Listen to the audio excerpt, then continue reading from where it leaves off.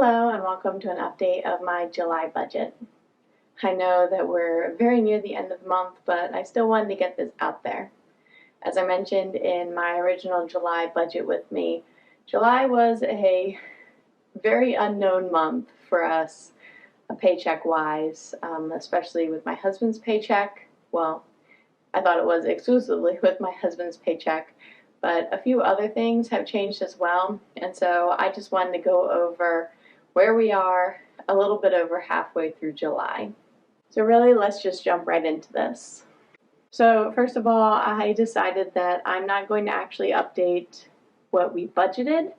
I'm just going to, put everything in as it was, because really anything extra right now we're just putting into savings. And so it doesn't really matter if our income was more or less than what I budgeted, because we had $1,800 that we were sending towards savings, and anything additional on top of that, which is what we received, then that's just also going into savings right now. So if you haven't seen any of my budgets before, we do a zero-based budget, which means at the end of the month we are going to have $0 left to budget. That doesn't mean that throughout the month we're always keeping it at an even zero, especially because at the beginning of the month a lot of our bills come out and we haven't necessarily been paid yet. So it might go negative at some points during the month, but we always have sinking funds and cash in our checking account to cover these expenses, so we never actually go negative. And a good budget for us is when everything equals zero at the end of the month, so that we don't have any money just hanging around not doing anything. We like to put anything extra into savings. So let's start right with our income this month. I was expecting to bring in just under $10,500, and I actually got a raise, which I wasn't expecting at all. It was a pretty small raise that I think is about maybe $30 a month in my gross pay. I also budget off of my gross pay if you haven't seen any of my videos before, but I budget off of my husband's take-home pay. So anything that hits our joint account is what I budget for him as coming in as income, and my gross paycheck is what I budget for me, because I like to see all of the details of it. So for my husband, I was expecting a really low estimate of him bringing in $2,893.46, and it turns out that he got a half paycheck on like the second of the month or something, and so that was $1,224.90 that came into our joint account because of that half paycheck. His company was switching payrolls, and so he was getting like a 1 week's worth paycheck. That's why I call a half paycheck, because it was for 1 week of work. We usually get paid every other week for 2 weeks of work, and then he got paid towards the end of the month for 2 weeks with the new payroll system, and he had a lot of deductions that would be coming out. We really weren't sure how that was going to work out during this transition from this payroll system. His company had actually been bought by another company, and so they were transitioning to that other company's new payroll system. And so he had to start paying health insurance premiums, which he wasn't doing before. But to soften the blow of that, they were going to pay him a credit to cover health insurance premiums, and that was going to get paid out quarterly. But we weren't sure exactly when that was going to get paid out, if it was going to come with his first paycheck or not. And it turns out that it did. So his income was a lot more than what we expected because of that payout for the health insurance premiums. Next paycheck, he won't be getting those. I think he'll get it again maybe in October for the fourth quarter. And that's supposed to be happening for 2 years, those additional payouts for the health premiums. So it's supposed to balance out the cost of him now having to pay for those premiums. So his second paycheck was $3,699.44 that hit our joint account. So this is significantly more than what his old paycheck was, and much more than we had budgeted for and expected. This is because of that additional payout that he received. So again, the next couple of paychecks will be much lower. And so I think for August, we're still going to be a little bit unknown for what his paychecks are going to look like. It seems that he's getting taxed at a much lower rate now that he's paying for these health insurance premiums. Previously, he was getting taxed at around 30%, which is more than me in terms of percentage, and I make more than him. So I get taxed about 27%, and he was getting taxed about 30%. And at least for this paycheck, he's taxed about 24%, and it was a really high paycheck for him. So we'll see moving forward what his tax rate will be. See if his paychecks are probably about where they used to be, because the decreased taxes might actually make up for the premiums that he's paying. So in total, he brought in over $2,000 more than we expected, and so basically all of that $2,000 is just going to be added on to savings.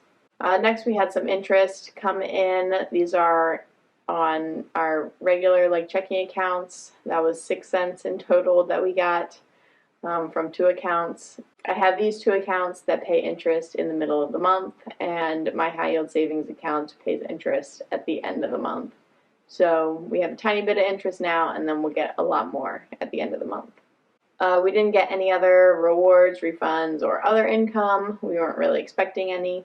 We might get credit card rewards paid out, but I don't think we're really quite near that threshold yet. As you'll see, we haven't done very much spending at all this month. So moving on to savings, I contribute to my workplace 403B, my retirement account there. I budgeted 4% of my pay, which is exactly what I contribute. But because my pay went up, my contribution went up by a few cents. So I think it was something like $209 that I was contributing before, and now it's a little bit over $210. Our other savings goals are contributing to our daughter's 529. We just did that on Transfer Tuesday, $415 towards that. We have the goal of contributing $5,000 over the course of the year, and we are right on track with that. So we'll just keep contributing $415 throughout the rest of the year, and we'll hit that goal. Our other savings goals are really just my Acorns account, which is my after-tax brokerage. I contribute just $5 plus any roundups. We've already gotten a roundup this month, so we've contributed $10.21 towards that. Our other goals we've already reached, so we don't have to go over those. For expenses, I said that I track my gross income, which means I also track my taxes. Taxes were about the same as what I expected. Even though I got a little bit of a raise, it looks like they're slightly more, maybe about $6 or $7 more I'll be paying in taxes. I also added a tax deductible expense to my paycheck, which we'll go over in just a minute. Life insurance, I pay, that's after tax for my paycheck. That gets drafted automatically. Car insurance, we paid 3 cents more than what I had budgeted. I think this is the end of the 6-month period, and so I think we still had 3 cents because it pays us evenly throughout the 6 months, and I think the 3 cents was a little bit extra. Next month our car insurance is going down, so that's really exciting. We won't be paying $220. I think it's going to be like $196 or something. So that's pretty nice that we're going to get that savings. Utilities, this was $12.50 less than what I budgeted. We are on a budget billing plan with our electric company, and they charge us the same amount all year long. But over the summers, they give us a $12.50 discount, I think for just 3 months of the summer, maybe 4 months. And this is because we allow them to cycle our air conditioning whenever they have the high usage days. And I think they cycled it once this month, but they give us a credit whether or not they cycle it. of $12.50 just for being enrolled in the program. So even though we're on that budget billing where we pay $260 every month, this credit gets credited on the bill instead of being added or subtracted from our total that we owe them. Currently, we do owe them more than what we've been paying to them because our budget billing last year was a lot less than the electricity that we were actually using because the cost of electricity went up and our budget billing didn't reflect that yet. But in the end, it's all going to even out, so I'm not worried about it. And it just helps to have a consistent payment towards our utilities every single month. Our next fixed expense is internet. We pay $34.99 at the beginning of the month. That's really the best that we can do for internet, besides just not having it, which I guess is an option because I don't work from home anymore. Daycare, our daughter goes to daycare 4 days a week, so it's technically part-time. We pay $14.63 this month for that. It's going to be that price, I think, until she turns 2, and then the price will go down. Well, they might increase it in the fall. They might increase tuition, just in general. So we'll see. Our other fixed expenses, Acorns, this is my after-tax brokerage account subscription fee. That hasn't been charged yet. It usually comes out at the end of the month. And then dental. These are my pre-tax contributions towards our dental plan. Premiums is $10.65 to cover myself, my husband, and our daughter on my dental plan at work. And I'm covering dental because it's cheaper. I think it was like $20-some for my husband to cover our family on his dental plan. And the percent that the dental plan covers is less than what mine covers. So mine was obviously a much better option. But we didn't go with my workplace plan for health insurance just because we don't have a high deductible plan and we wanted to keep access to the HSA at least for this year. I think moving forward we might switch to my plan, but that's still up in the air. And now moving on to our debts. We've actually paid basically all of our debts so far this month. The one that we haven't paid is just the one that comes out automatically with my paycheck, and since I haven't gotten my last paycheck yet, that one hasn't been made.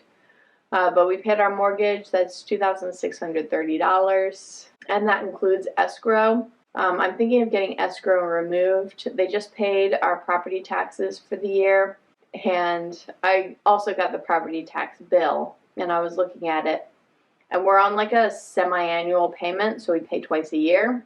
And I was looking at it, if you pay twice a year, you can make that first payment early and get a discount, but they don't allow you to make that second payment early to get a discount. And my mortgage company just automatically does the semi-annual payments, and so we get the first discount, but we don't get the second discount, all because they won't pay it in one lump sum. They pay in the 2 annual payments. So I would like to remove escrow and pay the property taxes myself, just so that we can get another, I think it's like $30. We'll save $30 by making the payment ourselves, but also we'll be earning interest while we save up, because I will, instead of making this payment to escrow, I will be putting it in our high yield savings account. And escrow doesn't give us any interest, but the high yield savings account will. So I'm going to try to get escrow removed. I have to figure out my insurance, my homeowner's insurance for that, because I didn't see a way on my homeowner's insurance website to pay it myself, or to set up that I'm going to be paying it myself. So I may have to contact them and figure that out in order to pay homeowner's insurance, but I can just remove the property taxes from escrow, and that will save us a bit of money and earn us a bit more income. So I think our homeowner's insurance is about $1,600 a year, whereas our property taxes is like $6,000 a year. So I wouldn't be losing that much in interest by paying escrow for the homeowner's insurance. Truck, we paid that off in May, so no payments there. Retirement, this is the one that comes out of my paycheck automatically. This is paying back my retirement account loan, $236.22 every single paycheck. We're planning on paying extra towards this eventually. Right now, everything's just going in savings, and then it will be paid off. Maybe by the end of the year. I'm thinking about that. And then student loans. My husband has student loans. They are $382 a month. Now, since my husband got that paycheck that was much larger than we expected, I was able to fund all of my sinking funds already. So I funded them with exactly what I budgeted for them.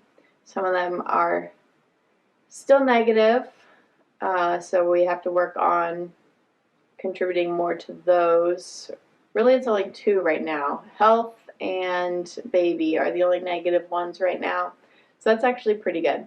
And I mean, we're not negative in any of our accounts. I keep most of these sinking funds in the checking account. Some of it's in savings. I don't really differentiate, but we always have enough in our checking account to pay for our bills. So even if some of these accounts are negative, there are extremely positive accounts to cover those. Our spending so far this month was not too bad.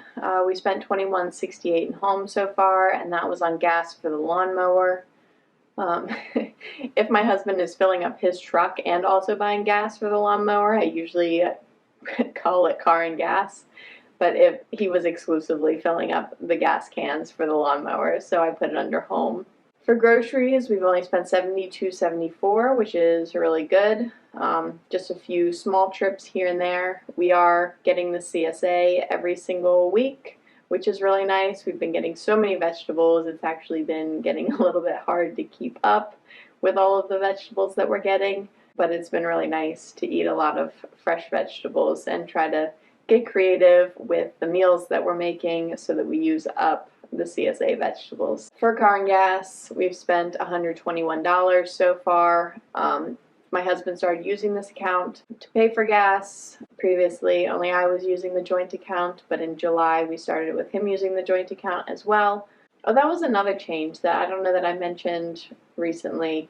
He used to contribute 85% of his paycheck to our joint expenses. With everything switching over to the new payroll system, he's now contributing 95% to the joint expenses, but he's going to be using the joint account for his gas, which he wasn't doing previously, which was something that he had chosen to do, but we've decided that he will be using the joint account for gas moving forward. So we are expecting to spend a lot more in gas now that he's using that account as well. For health and pets, we haven't spent anything.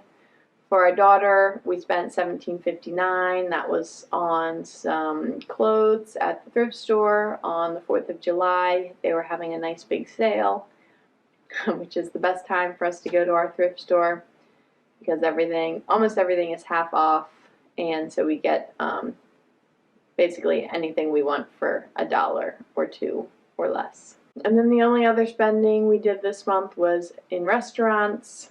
My husband and daughter and I went out for my husband and my anniversary. We went to Hot Pot and got all-you-could-eat hot pot, and that was kind of expensive for the two of us, but we had a lot of fun. We're just always so impressed with how good our daughter is in restaurants. This is the second time that we took her out to a restaurant, and she just has the best time. She just has so much fun, and she's so good about it. We may be just doing more restaurants in the future just because it's such a fun time for us. But that is everything for our spending so far this month. I'm expecting to get the DCFSA reimbursed really soon. I was hoping to do it this month, especially because it was planning to be a lower income month. But really, all of that money is just going to savings. So, I mean, the sooner I do it, the more interest I'll earn on it. But it's not that big of a deal. I have the paperwork all filled out and everything. If you don't know what DCFSA is, it's the Dependent Care Flexible Spending Account. This comes out of my paycheck every 2 weeks pre-tax for a max of $5,000 over the course of the year, and then throughout the year I can get it reimbursed for daycare expenses. So I have the form all printed out to get $2,013 reimbursed, which was what we paid for daycare last month. And so hopefully that will come in by the end of the month. I have to wait until I have that much in there. So after my next paycheck, I should have that amount in there that I can get reimbursed. But that will just be going to savings. Without that, we should have about $4,000 going to savings just with my next paycheck. Basically, my entire next paycheck will just go straight to savings. But if we also get that reimbursed, that's going to be quite a bit as well. I think that's it for my update of my budget. I think August is going to be a little bit of an interesting month because we are still trying to figure out what my husband's paycheck will be, but he is expected to get 3 paychecks in August. If you've been around for a little while, I think he got 3 paychecks in May. And so it's almost like back-to-back 3 paycheck months for him just because they switched payrolls. He's now getting paid on the opposite Fridays that he was getting paid on. So with only 1 paycheck in July, having 3 in August will definitely be nice, even though we, as you saw, we had quite a bit come in, much more than we expected. Actually, looking back at June, my husband was typically bringing in $5,281, and with this month he brought in $4,924, so only about $300 less, which is not that big of a difference. So even though he only received 1.5 paychecks, so that's really going to help us out with our savings goals. So that's it for my update today. I hope you found this interesting or informative to see how we manage a little bit of an unexpected income month. Fortunately, we do make quite a bit more than we spend, and so we do have a lot more wiggle room in our budget for higher or lower income months. And since we are just focusing on savings right now, not too much has changed.